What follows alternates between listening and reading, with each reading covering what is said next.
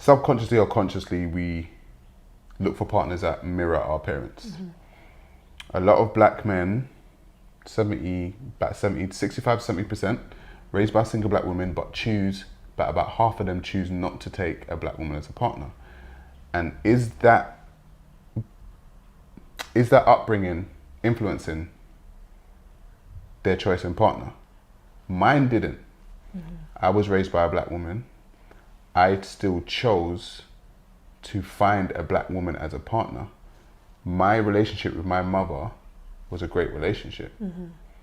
So when you say influencing, you're referring to the idea that you're leaning more towards them not choosing black partners. That's what you're homing in on, that part of it there.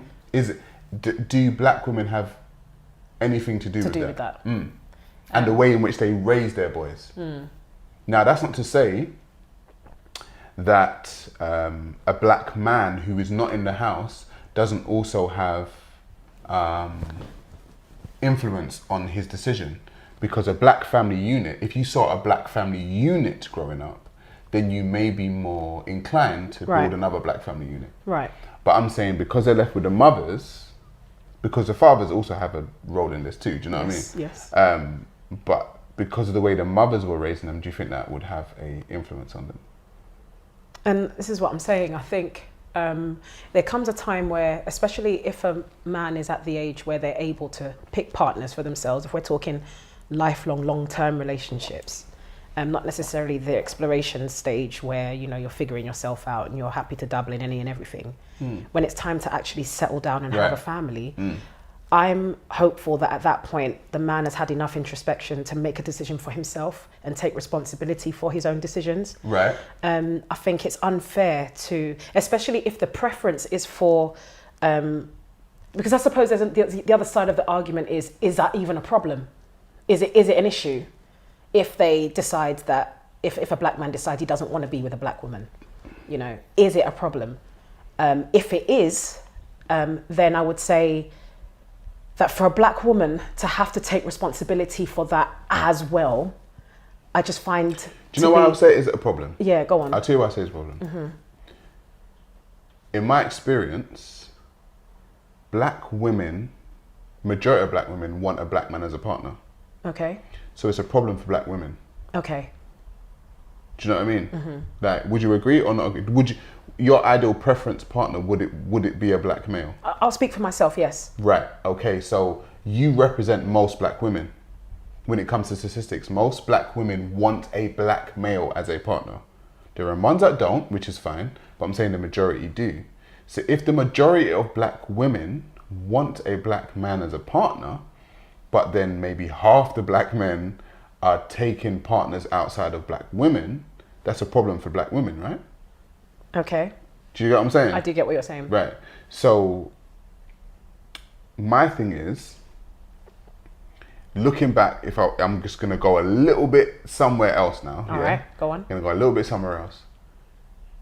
Do you think that the relationship between black men and black women is caused by both parties? Because black men get a lot of black men are this, they leave, they do that, absent fathers. Do you think it's a joint thing, or is it blame? Or is the blame goes on either one or the other sex? The breakdown of the black family unit. That's a tricky question, just because there are so many nuances and so many factors to that. A breakdown of a relationship can come about because of so many different reasons. If two people aren't compatible or aren't meant to be together, then that could be that could be detrimental from the start. You know, it was doomed to fail from the start, especially if certain things weren't put in place in the first place, like making sure you're on the same page, making sure you both want the same things in life, having the same aims and goals for the family. If those sorts of conversations aren't happening in the first place, then there is going to be a breakdown later on down the line. I just think that when it comes to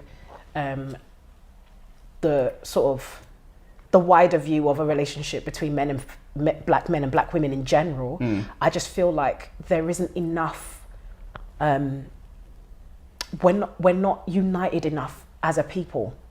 I feel like there's so much competition amongst ourselves that we can't even see the good in ourselves to even band together. Do you feel black men have let black women down? I do feel like that. I do feel like that. If I'm allowed to use my own experience as an example, all of the headache and issue and drama that I've had in a relationship has been with black guys. And But that's relationships though, isn't it? well, I'm calling them relationships. It's any But I'm saying, interactions in is general. it specifically because they are black? Or is it just because they are men? Do you know what I mean? Like, Well, I can't really say because I've not dated outside of my race. right? So in that sense, I can accept that I'm a bit narrow-minded in that area because all I know is black men. Do you know, I think one of the problems, sorry to cut your wisdom, yeah? Do you know what I think one of the problems is that because due to our traumatic experiences, yeah, a lot of the time we tend to group each other in and say, okay, black men, if I have a bad experience with a black woman or bad experience with a black woman, that means black women are X. Which is the problem. Black women will say, if I have bad experiences with black men, that means black men are X. And I don't